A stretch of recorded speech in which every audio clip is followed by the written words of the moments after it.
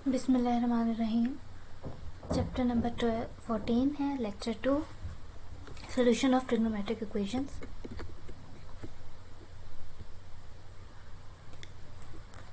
Example number 2, solve the equation 1 plus x cos x equals to 0। Equation है आपके पास 1 plus cos x equals to 0, तो cos x आपके पास equal हो जाएगा -1 के। अब जब आपके पास नेगेटिव है, कॉस -1 के इक्वल है, तो एक सोल्यूशन होगा, एक सोल्यूशन वो क्या होगा, पाई, क्योंकि कॉस पाई जो है वो आपके पास -1 आता है 0 से 2 पाई। अब क्योंकि 2 पाई हमारे पास पीरियड है कॉस एक्स का, तो आपका जनरल जो सोल्यूशन होगा वो हो जाएगा पाई प्लस 2n पाई। ये जनरल वैल्यू है।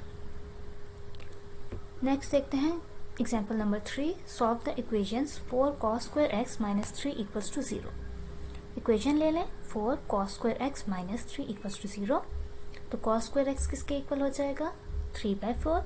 दोनों तरफ अंडर रूट ले लें, cos x equals to plus minus under root 3/2। अब दो आपके पास ऑप्शन हैं, if cos x equals to plus under root 3/2, या दूसरी है आपके पास cos x equals to minus under root 3/2। दोनों को अलग अलग देखेंगे। पहले हम पॉजिटिव वाली ले लेते हैं। cos x आपके पास इक्वल है प्लस अंडर रूट 3/2 के। अब आपको पता है कि cos कहाँ कहाँ पॉजिटिव होता है। cos आपके पास पॉजिटिव होता है इस फर्स्ट क्वाड्रेंट में, और ये आपके पास फोर्थ क्वाड्रेंट में। ठीक है, तो फर्स्ट और फोर्थ क्वाड्रेंट में आपके पास cos पॉजिटिव है, और रेफरेंस एंगल आपके पास क्या है, cos x equals to under root 3/2 में x किसके इक्वल होगा, x इक्वल होगा cos इनवर्स अंडर रूट 3/2, जैसे हम चैप्टर नंबर 13 में किया था। इनवर्स की वैल्यूज निकाल लेते हैं, तो आपके पास आ गया π/6। तो एक एंगल आपके पास आ गया π/6। अब फर्स्ट क्वाड्रेंट में और फोर्थ क्वाड्रेंट में हमने इस एंगल के साथ क्या करना है ये देखते हैं। फर्स्ट में जो है आपके पास दोनों एंगल सेम होंगे, और फोर्थ में हम लोग 360 माइनस एंगल कर देंगे। 360 का मतलब 2 पाई है, तो हम 2 पाई से माइनस कर देते हैं एंगल। पहला एक फर्स्ट क्वाड्रेंट में एज इट इज रहेगा π/6, और फोर्थ क्वाड्रेंट में क्या होगा, 2 पाई माइनस एंगल, और एंगल जो है वो आपके पास अब π/6 है। ये बन जाएगा 11 π/6। दो वैल्यूज आ गई आपके पास, एक π/6 दूसरी 11 π/6। अब चूंकि अब cos का पीरियड जो है वो 2 पाई है, तो हम लोग जो है जनरल वैल्यू लिख देते हैं π/6 plus 2n pi and 11 π/6 plus 2n pi. ये आपके पास दो जो है वो वैल्यूज आ गई, इसलिए उस पर जब आपके पास cos जो हो वो पॉजिटिव अंडर रूट 3/2। नेक्स्ट हम देखते हैं कि cos आपके पास जो है वो नेगेटिव अंडर रूट 3/2 है।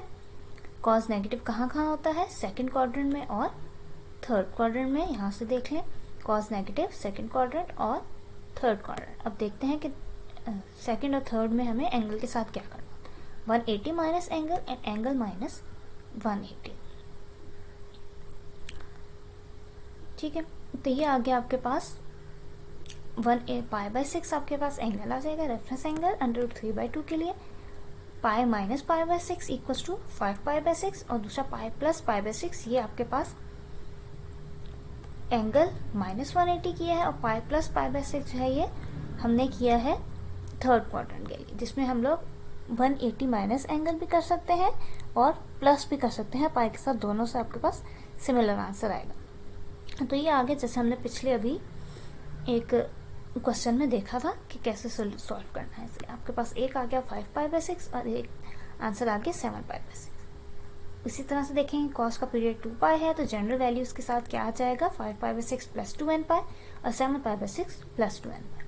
अब दो सोल्यूशन यहाँ से आ गए, दो पहले थे π/6 प्लस 2n पाई, 11 π/6 प्लस 2n पाई, दो अब आ गए 5 π/6 एंड 7 π/6। तो इन सब का यूनियन जो है ये आपके पास सोल्यूशन सेट बन जाएगा। Solution of general trigonometric equation. किसी भी जनरल ट्रिग्नोमेट्रिक इक्वेशन के सोल्यूशन कैसे निकालें। When the trigonometric equation contains more than one trigonometric functions। अभी तक हमने जितनी भी इक्वेशंस देखी थी उसमें आपके पास कोई एक ट्रिग्नोमेट्रिक फंक्शन था, cos था, cos स्क्वायर था, sin था, tan था, लेकिन एक था, कुछ मिक्सचर नहीं था। अब जो है आपके पास कुछ और तरीके की इक्वेशंस आएंगी।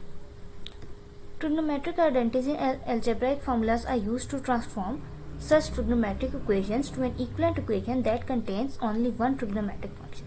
अगर आपके पास ऐसी इक्वेशन आए जिसमें एक से ज़्यादा ट्रिग्नोमेट्रिक फंक्शंस हो तो हम फॉर्मूलाज लगाएंगे, आइडेंटिटीज लगाएंगे और इस तरह से ट्रांसफॉर्म करेंगे कि वो एक ट्रिग्नोमेट्रिक फंक्शन में आ जाए और फिर जो है वो जिस मेथड से हम लोग सॉल्व कर रहे थे उसी से सॉल्व करेंगे. फॉर एग्जाम्पल यहाँ देखें साइन और कॉस दोनों आ रही हैं. हम या तो इसे साइन में ले आते हैं या कॉस में ले आते हैं.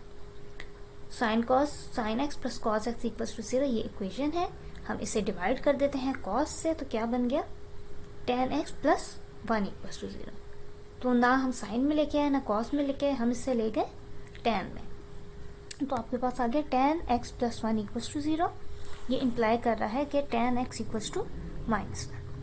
tan आपके पास नेगेटिव होता है सेकेंड क्वाड्रेंट में और फोर्थ क्वाड्रेंट में, और tan -1 कब आता है π/4 मतलब 45 डिग्री पे. तो x आपके पास आ गया 45 डिग्री. अब सेकेंड क्वाड्रेंट के लिए हम क्या करते हैं और फोर्थ क्वाड्रेंट के लिए क्या करते हैं. एक आपने ये करना है कि एक सोल्यूशन π/4 हमारे पास, दूसरा करते हैं π माइनस π/4. अब हमारे पास पीरियड है tan का वो x है तो आपके पास आ जाएगा 3 tan का पीरियड जो है वो पाई है तो अब हमारे पास आ गया 3π/4 प्लस n पाई. ये इसका सोल्यूशन है.